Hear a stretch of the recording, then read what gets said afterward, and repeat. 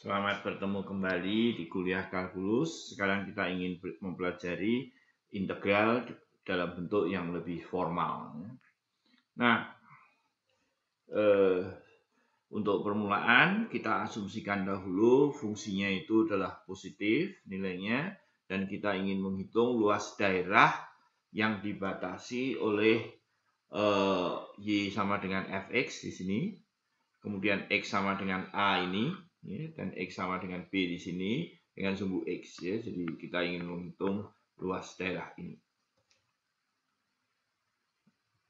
Nah, untuk mudahnya kita bagi daerah X sama dengan A sampai dengan X sama dengan B menjadi N sama panjang. Ya, jadi lebar kotak kecil tersebut adalah B min A per N, ya.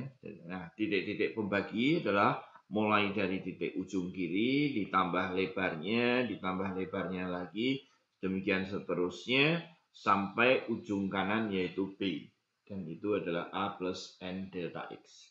Nah, titik-titik inilah yang disebut sebagai partisi dari interval itu. Nah, jumlah dari luas ini, ya, luas ini siapa yang buat? Kotak pendekatan atas adalah jumlah ini semua, ya. Jadi ini satu kotak, kemudian ada N kotak, jadi inilah jumlahnya. Kemudian MI itu sebetulnya tidak tepat maksimum, tapi ya sudah kita terima dulu saja. Nah, jadi di sini seperti kita katakan dulu bahwa kalau fungsinya seperti ini, maksimumnya ada di ujung sini. Kalau fungsinya begini, maksimumnya ada di ujung kiri. Ya, kalau ini satu lebar kotak begitu. Tapi kalau fungsinya seperti ini, ya maksimum itu terjadi di tengah sini.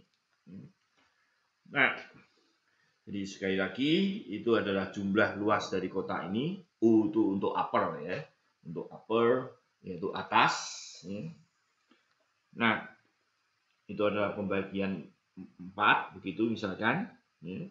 Nah, pada kotak ini maksimumnya di sini, pada kotak ini maksimumnya di sini, dan biru itu ada luas yang disajikan dalam bentuk UPF ini. Yaitu suatu jumlah atas yang bergantung pada partisi, ya. Partisinya berubah, nilainya berubah, F-nya juga mempengaruhi hasil dari perhitungan itu. Itu kalau lebih halus, demikian seterusnya. Yang bawah sekarang Anda lihat, ini adalah sekarang minimumnya, jadi kebalikannya. Ya. Jadi, pada interval ini ya minimumnya tercapai di sebelah kiri. Ya. Ini minimumnya di sini. Kalau fungsinya seperti itu. Kalau fungsinya seperti tadi, ya minimum itu tercapai di tengah. Nah, ini pendekatannya makin halus.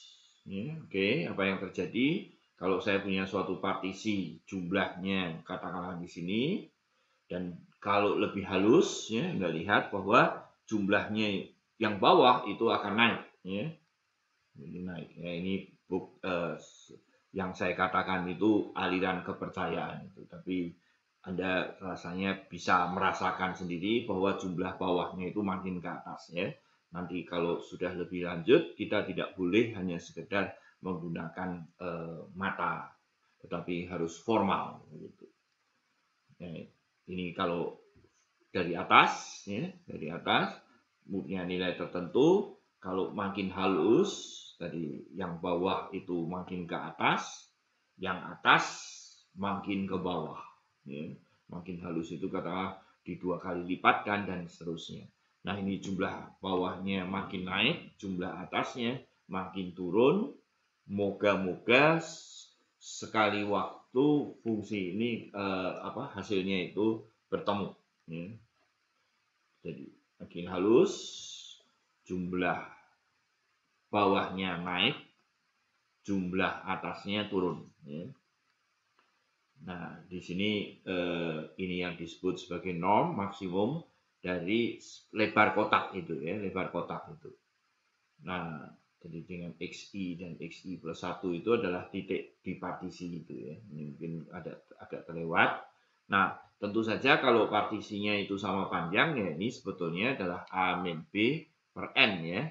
Jadi kalau P-nya makin halus, itu akan ditulis sebagai norm P itu akan menuju ke 0 ya. Jadi ini bacanya norm aja atau panjang dari partisi itu boleh saja. Nah, seperti itu. Jadi kalau saya punya jumlah bawah titik partisi tertentu seperti ini, jumlah yang lebih halus akan ini ya. Jadi seperti itu. Nah, ini mungkin menuju ke nilai tertentu, ini juga menuju ke nilai tertentu, tidak selalu harus bertemu ya. Untuk beberapa hal bisa terjadi mereka bertemu ya. Jumlah bawahnya dan jumlah atasnya itu bertemu. Nah, inilah yang akan kita sebut sebagai fungsi ini dapat diintegralkan ya. Dan ditulis sebagai integral AB fx dx, dibacanya begitu, sebagai limit dari ini dan juga limit ini yang sama ya, fungsi yang dapat diintegralkan. Nah, di pelajaran lebih lanjut kita akan melihat fungsi yang tidak terintegralkan. Saat ini kita akan menerima bahwa semua fungsi kontinu itu dapat diintegralkan ya. Artinya nilai ini bisa diperoleh. Nah, integral Riemann ya. Jadi tadi adalah seakan-akan saya sukanya dengan pendekatan tadi, kita merasakan bahwa makin halus dia makin dekat begitu ya ininya. Nah, sekarang ternyata hal seperti itu tidak perlu dilakukan, dan yang mengusulkan hal ini adalah Bernhard Riemann ya, pada tahun 1800-an saya kira. Riemann mengatakan sebagai ganti integral atas dan bawah cukup dengan menghitung yang disebut begini. Ya. Jadi seperti biasa kita bagi intervalnya ya. Seperti biasa kita bagi intervalnya, dalam hal ini gambar 4 ya. Kalau jumlah atasnya adalah ini dengan jumlah bawah, Riemann mengatakan ambil saja satu titik di interval itu ya, di titik itu, kemudian kita ganti bukan kotak yang kecil, kotak yang besar, tapi kotak yang katakanlah seperti ini. Oke, ini selalu muncul masalah ya. Oke. Ya, lanjut.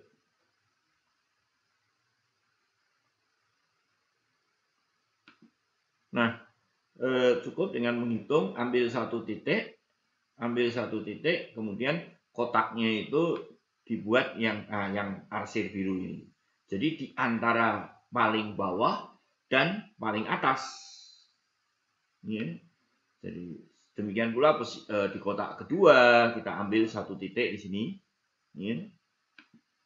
Kita berikutnya lagi kita ganti dengan kotak itu. Demikian seterusnya. Ya. Nah, jadi besi 3, besi 4-nya kebetulan diambil pada ujung kiri juga tidak masalah. Dan itulah kotaknya. Ya. Jadi integral Riemann seperti tadi kita ambil begitu.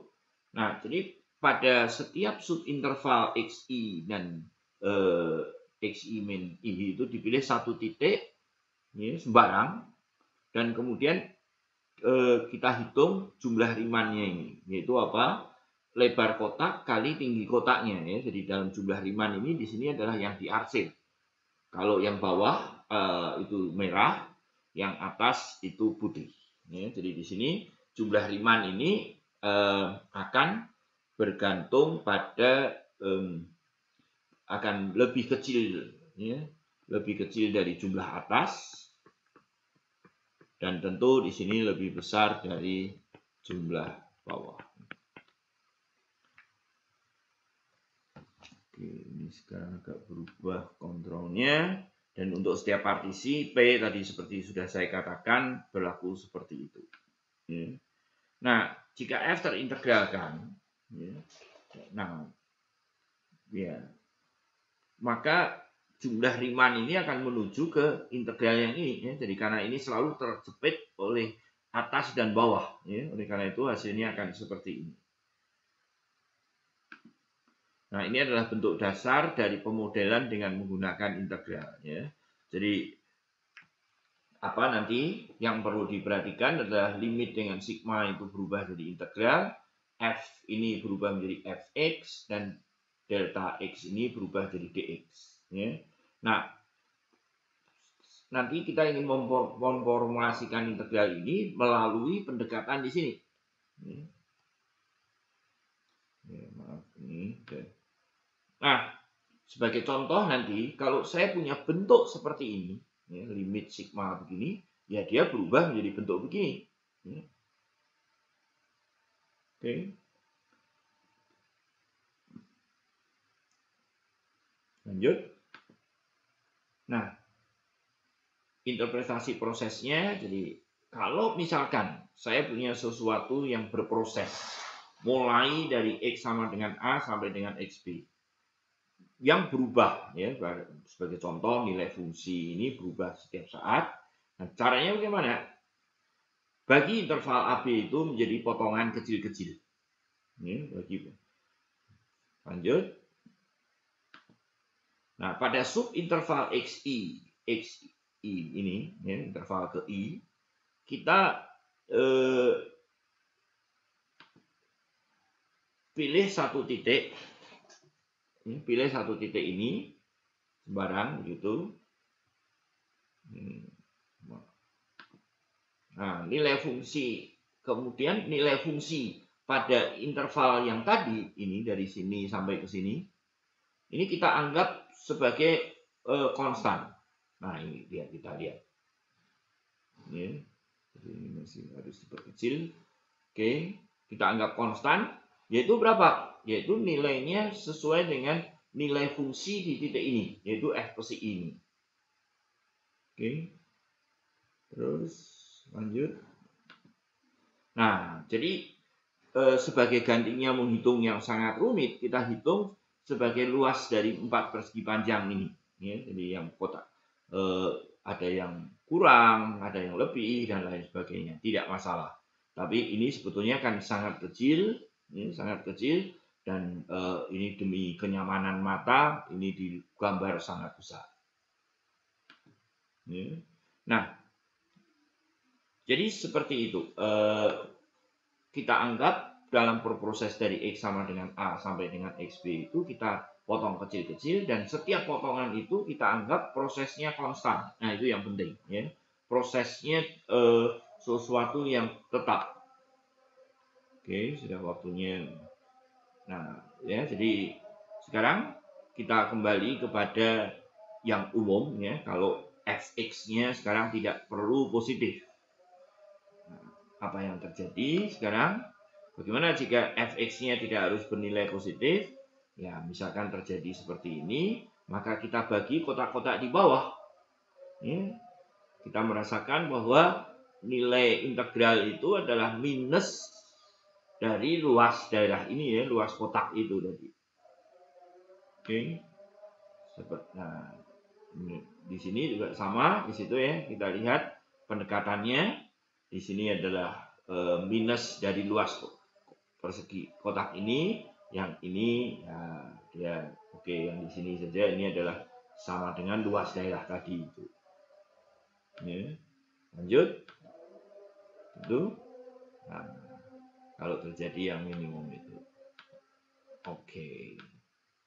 Ya, jadi umumnya kalau saya punya fx-nya sembarang dan fx-nya positif di sini, maka integral dari AB itu sebetulnya nanti bisa kita potong dari A sampai C. Misalkan di sini ini C-nya nih. Ini C-nya. Ini A-nya, ini B. Ya. Jadi itu adalah integral dari A ke C. Nah, ini adalah minus dari luas daerah L1 ini. Dan di sini integral ini adalah luas daerah L2 ini. Ya, jadi integral ini adalah hasilnya adalah min L1 ditambah L2.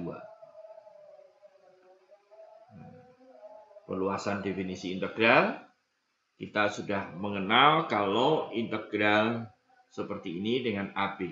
Nah, untuk yang sebaliknya, dalam hal lain AB begitu, nah, integral ini minus ini ya, jadi bisa dirasakan kanan dikurangi kiri ya perlu dikasih minus begitu. Ya. Jadi tanda minus muncul kalau tanda integral ini berubah. Nah, integral dari A sampai A, fx itu kita definisikan selalu 0. Ya. Sifat aditifnya sama, ya. Karena toh tadi limit ya, Anda bisa merasakan karena limit dengan jumlah itu kompatibel dan seterusnya, maka kita bisa melihat bahwa hal yang lain adalah konstanta bisa keluar ya, kalau pada jumlah tadi ya. Jumlah tadi sigma begitu kan konstanta itu bisa keluar. Sifat aditif untuk interval seperti yang tadi saya katakan adalah integral dari AB fx dx seperti ini. Nah, C-nya itu tidak harus di tengah ya. Jadi kalau C-nya di tengah, ya tentu kita sudah merasakan oke, bisa diterima gitu. Tapi ternyata dengan adanya definisi yang di mana batasnya yang bawah itu tidak harus lebih kecil, maka C-nya itu bisa saja terjadi ini A, ini B, C ya. Jadi ke sana dulu terus balik lagi boleh-boleh saja. Gitu. Nah, penulisan integral tidak bergantung pada variabel ya. Jadi integral AB fx dx sama dengan integral AB x-nya boleh diganti dengan y, boleh diganti z, tetapi tidak boleh diganti dengan huruf d. Oke. Nah, bagaimana menghitungnya? Ya, sekarang kita harus menghitung ini, ya AB-nya kita bagi jadi sama panjang seperti tadi. Jadi delta X-nya seperti itu, kemudian kita pilih, dalam hal ini katakanlah posisi X-nya kita pilih titik XI, boleh-boleh saja. Dalam hal ini jumlah Riemannnya adalah seperti ini, kita substitusikan, hasilnya seperti bla bla bla bla seperti tadi. Kemudian jumlah Riemannnya adalah hasilnya seperti ini. Kemudian kita hitung saja nilai limitnya. Kita hitung limitnya, maka ini menuju 1 ya. Jadi B min A tinggal begini ya, ini menuju 1 ya. Jadi kalau begitu hasilnya adalah seperti ini, seperti sesuai yang diajarkan oleh Pak Guru ya. Jadi agak pendekatannya saya kira berbeda ya. Ini kita arti dari ini itu tidak langsung saja berhubungan dengan integral tak tentu ya. Tetapi nanti kita lihat rahasianya itu. X kuadrat, nah lakukan dengan yang sama ya, Anda akan bisa memperoleh hasil ini. Oke, kita lanjut di kesempatan lain.